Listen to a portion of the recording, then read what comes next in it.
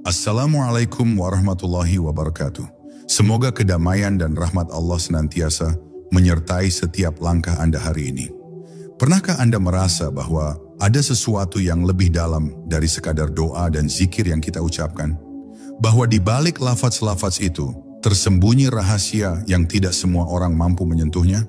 Para wali Allah telah meninggalkan jejak, sebuah warisan yang tidak ditulis di lembaran kitab, tetapi disimpan di hati mereka yang terpilih. Rahasia itu tidak sekadar mengajarkan cara beribadah, tetapi mengubah cara kita melihat dunia dan bahkan cara kita merasakan Allah di dalam diri. Dalam perjalanan ini, kita akan menapaki jejak-jejak itu, membuka pintu-pintu yang selama ini mungkin tertutup, dan menyelami hikmah yang telah dijaga berabad-abad lamanya.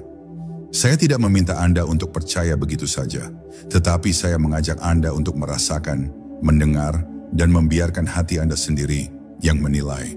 Maka duduklah dengan tenang, biarkan kata-kata ini mengalir, bukan hanya ke telinga, tetapi ke dalam relung terdalam jiwa Anda. Karena mungkin inilah saatnya rahasia itu menemukan Anda. Sebelum kita mulai, coba tuliskan di kolom komentar, apa satu doa atau zikir yang paling membuat hati Anda tenang? Siapa tahu, jawaban Anda akan menjadi pengingat bagi saudara kita yang lain di sini. Bab 1. Jalan sunyi yang tidak tercatat. Di hadapan ilmu para wali, pena menjadi bisu dan tinta kehilangan keberaniannya untuk menulis. Sebab, yang mereka pahami bukanlah kumpulan kata atau hafalan, melainkan bisikan rahasia yang hanya terdengar oleh hati yang sudah dimurnikan. Jalan yang mereka lalui bukanlah jalan yang ramai dilintasi manusia. Ia adalah jalan sunyi, di mana langkah kaki terdengar jelas, detak jantung menjadi teman seperjalanan, dan setiap tarikan napas menjadi zikir yang menyatu dengan udara. Di sini tidak ada papan penunjuk arah, tidak ada guru yang memberi tanda dengan tangan. Semua petunjuknya berasal dari cahaya yang Allah nyalakan di dalam dada, cahaya yang tidak akan tampak bagi mereka yang hanya mengandalkan logika semata. Mereka yang berani memasuki jalan ini harus siap kehilangan banyak hal, bukan hanya harta atau jabatan, tetapi juga rasa memiliki terhadap dirinya sendiri. Sebab di awal langkah, jalan ini akan mengupas setiap lapisan topeng yang manusia pakai untuk melindungi egonya. Semua gelar, kebanggaan, bahkan keyakinan yang selama ini dipegang erat akan diuji dan dibalikkan, hingga yang tersisa hanyalah kejujuran terdalam.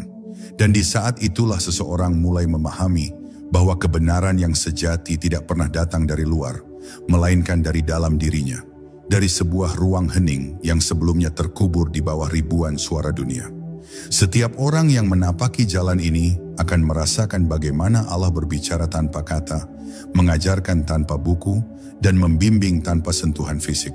Ajaran itu hadir melalui peristiwa-peristiwa yang tampak sederhana, namun menyentuh jiwa dengan kedalaman yang sulit dijelaskan. Kadang ia datang lewat kehilangan yang membuat air mata jatuh tanpa henti. Kadang ia hadir dalam keheningan malam ketika semua orang tertidur, dan hanya hati yang terjaga yang mampu mendengar langkah lembut rahmatnya mendekat. Dalam momen-momen seperti itu, para wali belajar bahwa setiap detik dalam hidup adalah madrasah, dan setiap perasaan adalah ayat yang harus dibaca dengan hati, bukan mata.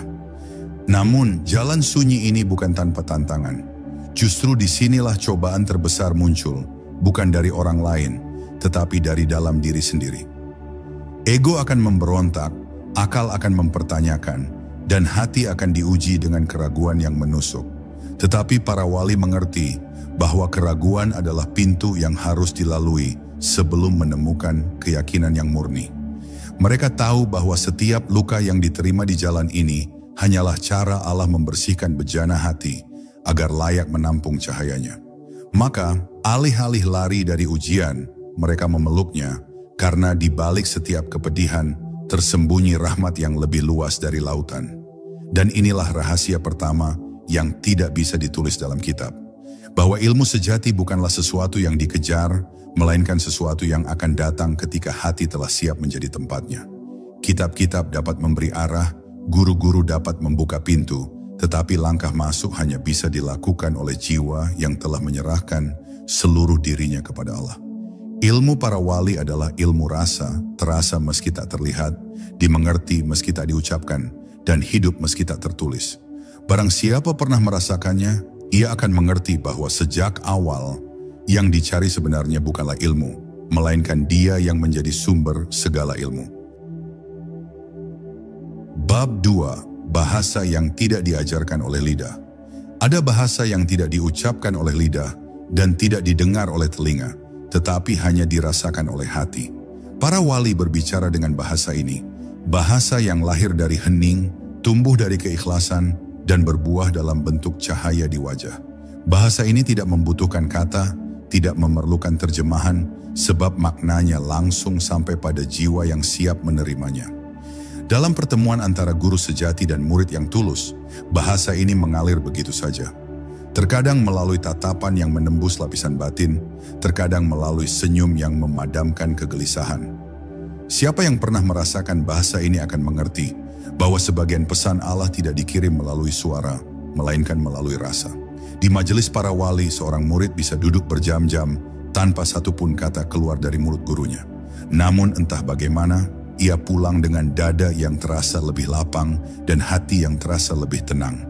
Itulah kekuatan dari bahasa yang tak kasat mata ini. Ia mengajarkan kesabaran tanpa menasihati. Ia menanamkan keyakinan tanpa memaksa.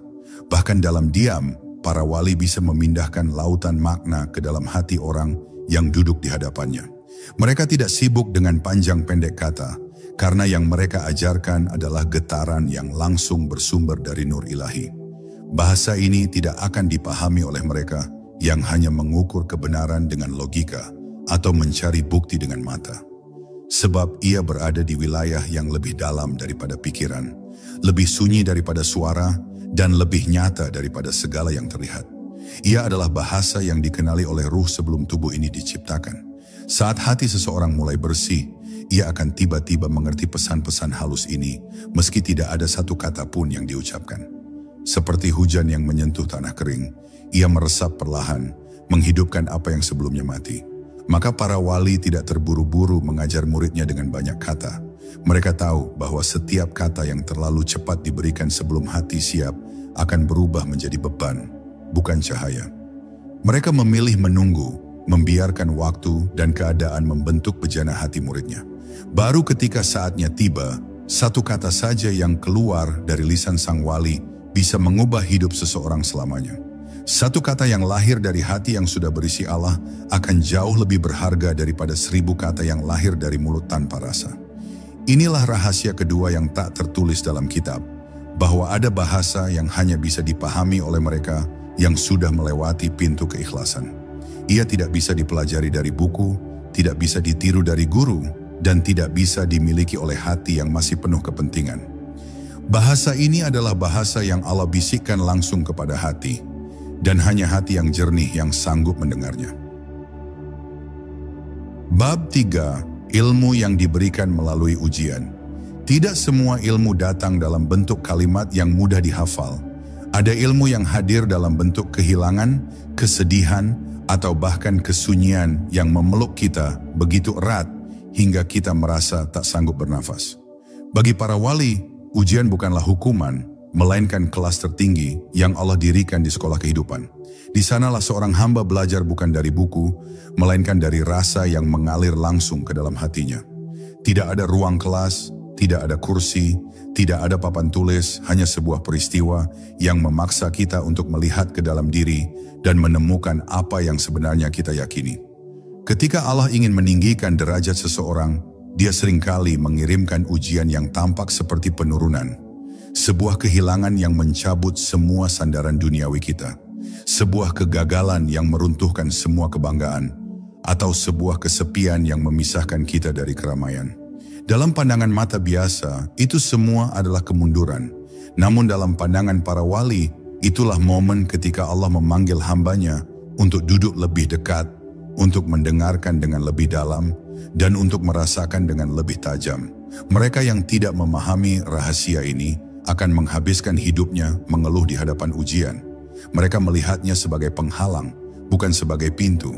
Padahal, di balik setiap rasa sakit ada pesan ilahi yang tak akan ditemukan di tempat lain. Para wali telah belajar membaca pesan itu. Saat kehilangan datang, mereka bertanya, "Apa yang ingin Engkau ajarkan kepadaku melalui ini, ya Allah?" Saat sakit datang, mereka berkata, "Apa yang ingin Engkau hapuskan dari hatiku agar aku lebih dekat denganmu?" Pertanyaan-pertanyaan itu membuat mereka tidak hanya sabar, tetapi juga bersyukur di tengah cobaan. Ilmu yang lahir dari ujian ini tidak bisa diwariskan lewat kata-kata. Seorang guru bisa menceritakan kisah-kisah tentang kesabaran, tetapi kesabaran sejati hanya akan dipahami ketika kita sendiri berdiri di tepi jurang, tanpa ada satupun yang bisa kita pegang selain nama Allah. Inilah mengapa ilmu para wali tidak bisa dituliskan dalam kitab, karena setiap ujian yang Allah berikan adalah pelajaran yang unik, hanya untuk murid itu saja, di waktu itu saja. Bahkan jika cerita yang sama diceritakan kepada orang lain, rasanya tidak akan pernah sama. Rahasia ketiga ini mengajarkan bahwa ujian adalah surat pribadi dari Allah yang dikirimkan hanya kepada kita. Surat itu tidak akan pernah dibaca oleh orang lain dan tidak akan pernah bisa diterjemahkan sepenuhnya. Para wali mengajarkan bahwa jika kita ingin memahami isi surat itu, kita harus berhenti melawan dan mulai menerima. Sebab setiap luka yang kita terima di jalan ini hanyalah cara Allah membuka pintu yang selama ini tertutup di dalam hati kita. Dan ketika pintu itu terbuka, cahaya yang masuk akan membuat kita mengerti sesuatu yang tidak akan pernah bisa ditulis di halaman manapun di dunia ini. Bab 4. Cahaya yang tidak menyilaukan mata. Ada cahaya yang menyilaukan mata, tetapi membuat hati gelap. Ada pula cahaya yang tidak tampak sama sekali, namun justru menerangi seluruh ruang batin seseorang. Para wali tidak mencari cahaya yang pertama, sebab ia hanyalah pantulan dari dunia yang datang dan pergi sesuai keadaan. Mereka mencari dan memelihara cahaya yang kedua, cahaya yang tidak memerlukan lampu, tidak membutuhkan api, bahkan tidak tergantung pada matahari. Cahaya ini adalah nur yang Allah letakkan di dalam hati hamba-hambanya yang dipilih. Cahaya ini tidak terlihat oleh mata biasa, tetapi dapat dirasakan oleh hati yang peka. Saat seseorang mendekat kepada Allah dengan ketulusan, perlahan cahaya ini tumbuh di dalam dirinya. Ia bukan cahaya yang membuat orang kagum karena penampilan luar, melainkan cahaya yang membuat orang merasa tentram hanya dengan berada di dekatnya.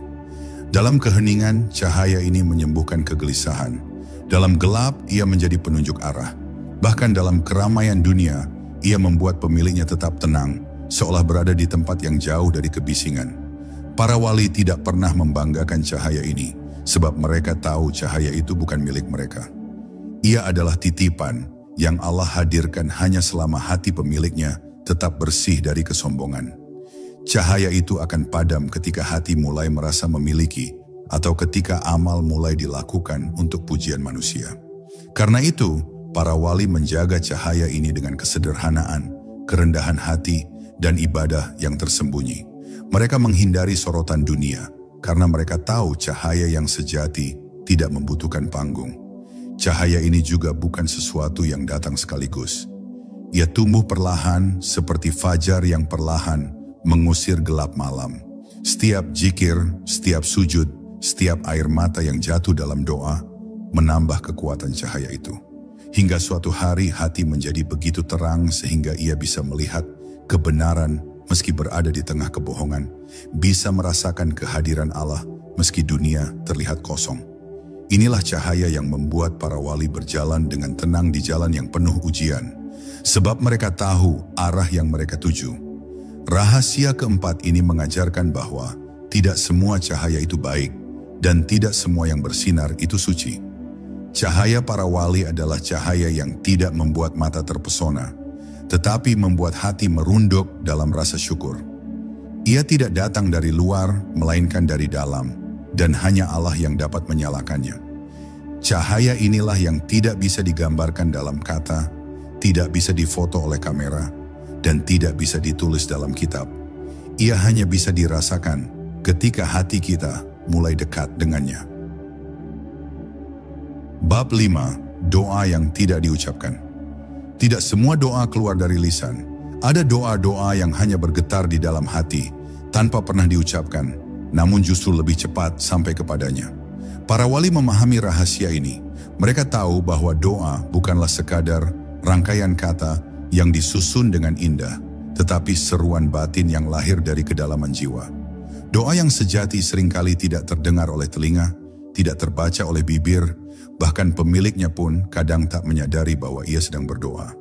Ia hadir dalam bentuk rindu yang tak terucap, rasa lemah yang berserah, atau air mata yang jatuh tanpa kata. Di hadapan Allah, doa yang paling tulus adalah doa yang keluar dari hati yang hancur. Ketika seseorang berada di titik di mana semua pintu dunia tertutup, dan satu-satunya yang tersisa hanyalah pintunya, maka setiap tarikan napasnya menjadi doa. Para wali memahami bahwa doa dalam keadaan seperti itu tidak memerlukan bahasa, karena Allah telah mendengar isi hati hambanya bahkan sebelum bibirnya bergerak. Maka mereka sering diam lama dalam sujud, membiarkan hatinya berbicara langsung kepada Rabb-nya, tanpa campur tangan kata-kata yang bisa membatasi makna. Doa yang tidak diucapkan ini bukan berarti tanpa bentuk. Ia justru memiliki bentuk yang paling murni, karena tidak terikat oleh bahasa, budaya, atau aturan manusia. Ia mengalir langsung dari sumber rasa kepada sumber segala rahmat. Para wali tahu bahwa dalam keheningan itu, jarak antara hamba dan Tuhannya menjadi begitu dekat. Tidak ada dinding, tidak ada tirai, hanya hati yang berserah total. Dan pada saat itulah, banyak perkara yang selama ini sulit terselesaikan, tiba-tiba menemukan jalan keluar, tanpa sang hamba menyadari bagaimana caranya. Namun, doa seperti ini tidak muncul dari hati yang masih penuh kebisingan. Ia hanya lahir dari hati yang telah dibersihkan oleh zikir, oleh kesabaran, dan oleh ketundukan yang mendalam. Itulah sebabnya para wali menjaga hatinya dari prasangka buruk, dari amarah, dan dari cinta berlebihan pada dunia. Mereka tahu, hati yang kotor akan memantulkan doa seperti kaca buram, sedangkan hati yang bersih akan memantulkan doa seperti cermin yang jernih. Rahasia kelima ini mengajarkan bahwa doa terbaik bukanlah doa yang paling panjang, tetapi doa yang paling tulus. Ia tidak selalu terdengar oleh manusia, tetapi selalu didengar oleh Allah. Dan doa seperti ini tidak akan pernah bisa ditulis dalam kitab, karena ia adalah bahasa pribadi antara seorang hamba dan Tuhannya, yang hanya keduanya yang mengerti. Bab 6. Zikir yang menyatu dengan napas. Bagi para wali, zikir bukanlah aktivitas yang dimulai dan diakhiri oleh waktu. Ia adalah aliran yang menyatu dengan setiap tarikan dan hembusan napas. Mereka tidak sekadar menyebut nama Allah di bibir, melainkan merasakannya mengalir di seluruh tubuh, menghidupi setiap detak jantung dan mengisi setiap ruang jiwa. Zikir seperti ini tidak membutuhkan tasbih untuk menghitung, karena hitungannya tak pernah berhenti. Bahkan saat mereka berjalan, berbicara, atau bekerja, hati mereka tetap berputar dalam ingatan kepadanya, seperti bumi yang terus berputar mengelilingi matahari tanpa pernah lelah. Zikir yang menyatu dengan napas bukanlah perkara mudah untuk dicapai. Ia membutuhkan latihan yang panjang, bukan hanya di lisan, tetapi di hati. Pada awalnya zikir dilakukan dengan suara yang terdengar, agar hati terbiasa mengikutinya. Lama-kelamaan suara itu mulai mengecil, sampai akhirnya hanya hati yang mengucapkannya. Dan pada tingkat tertentu, hati pun tidak lagi mengucapkan, karena seluruh jiwa telah menjadi zikir itu sendiri. Para wali menyebutnya sebagai keadaan ketika zikir tidak lagi dilakukan, melainkan menjadi diri. Dalam keadaan ini, dunia tidak lagi menjadi penghalang. Justru dunia menjadi ladang di mana zikir terus tumbuh. Setiap orang yang bertemu mereka akan merasakan ketenangan yang sulit dijelaskan, karena hati yang dipenuhi zikir memancarkan kedamaian yang melampaui kata. Bahkan tanpa mereka berbicara tentang agama, orang-orang di sekitarnya sudah merasakan panggilan untuk kembali mengingat Allah. Zikir itu menjadi cahaya yang memancar tanpa mereka sadari. Namun zikir yang menyatu dengan napas hanya dapat bertahan jika hati tetap bersih. Sebab sekali saja hati terselimuti oleh kesombongan atau kelalaian, zikir itu akan melemah. Para wali sangat berhati-hati menjaga niatnya, memastikan bahwa setiap ingatan kepada Allah bukanlah untuk dilihat atau dipuji, tetapi semata-mata karena cinta yang mendalam kepadanya. Mereka tahu zikir tanpa cinta hanyalah gerakan bibir, Sedangkan zikir dengan cinta adalah gerakan jiwa yang tak terputus. Rahasia keenam ini mengajarkan bahwa zikir sejati bukanlah sesuatu yang kita lakukan di waktu tertentu, tetapi sesuatu yang menjadi bagian dari siapa kita. Ia tidak pernah bisa ditulis dalam kitab, karena kitab hanya dapat mengajarkan lafaznya, bukan kehadirannya. Kehadiran itu hanya bisa diperoleh melalui pengalaman langsung ketika kita rela mengosongkan diri dari segala selainnya, hingga yang tersisa hanyalah Dia di setiap napas kita. Bab 7, ilmu yang turun melalui diam. Di dunia yang bising ini, diam sering dianggap sebagai kekosongan. Namun bagi para wali, diam adalah ruang yang penuh, syarat dengan cahaya dan hikmah yang tidak terlihat oleh mata biasa. Dalam diam, mereka mendengarkan suara yang tidak terdengar, suara yang datang dari dalam, dari sumber segala sumber. Diam mereka bukanlah tanda ketidakpedulian, melainkan tanda bahwa mereka sedang mendengar sesuatu yang jauh lebih dalam daripada percakapan manusia. Di sanalah ilmu turun, bukan dalam bentuk kata, melainkan dalam bentuk pengertian yang tiba-tiba memenuhi hati. Diam yang seperti ini tidak mudah dipelajari. Ia membutuhkan latihan untuk menenangkan gelombang pikiran yang terus bergerak. Pada awalnya, seseorang yang mencoba diam justru akan mendengar kebisingan dalam dirinya sendiri. Suara kekhawatiran, suara penyesalan, suara keinginan yang belum terpenuhi. Para wali telah melewati semua itu, hingga yang tersisa hanyalah hening yang benar-benar hening. Dan dalam hening itulah rahasia-rahasia yang tak bisa diungkapkan mulai terbuka perlahan. Ilmu yang turun melalui diam tidak datang setiap saat. Kadang ia hadir di tengah malam, ketika semua orang tertidur dan hanya hati yang terjaga yang dapat merasakannya. Kadang ia datang saat seseorang duduk di tepi sungai, memandang air yang mengalir tanpa tergesa. Tiba-tiba, tanpa peringatan, hati mengerti sesuatu yang sebelumnya tampak mustahil untuk dipahami. Bukan karena membaca, bukan karena mendengar, tetapi karena Allah sendiri yang menanamkan pengertian itu ke dalam jiwa. Para wali menjaga diamnya dengan hati-hati. Mereka tidak tergesa-gesa berbicara, karena mereka tahu tidak semua yang mereka mengerti boleh disampaikan. Sebagian ilmu hanya untuk dirinya, sebagian lagi hanya untuk orang yang siap menerimanya.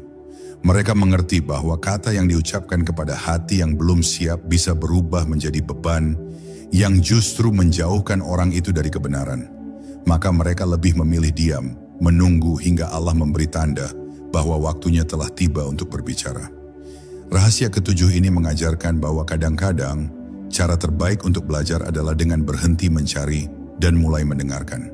Bukan mendengarkan dunia, tetapi mendengarkan keheningan itu sendiri. Dan ketika kita mampu mendengar keheningan, kita akan menemukan bahwa ia bukan sekadar ketiadaan suara. Ia adalah bahasa yang digunakan Allah untuk berbicara kepada hati hambanya. Sesuatu yang tidak pernah bisa dicatat di lembaran kitab, karena kitab hanya berisi kata, sedangkan ini adalah pengertian yang langsung masuk ke dalam jiwa. Bab 8, perjalanan tanpa langkah. Para wali sering berbicara tentang perjalanan yang tidak diukur oleh jarak, tidak dihitung dengan langkah, dan tidak diakhiri oleh tujuan di peta. Perjalanan ini berlangsung di dalam, di ruang batin yang lebih luas dari samudra, lebih tinggi dari langit, dan lebih dalam dari bumi. Tidak ada kendaraan, tidak ada bekal, karena yang dibutuhkan hanyalah hati yang siap untuk berjalan menuju Allah. Inilah perjalanan yang tidak dimulai oleh kaki, melainkan oleh kesadaran.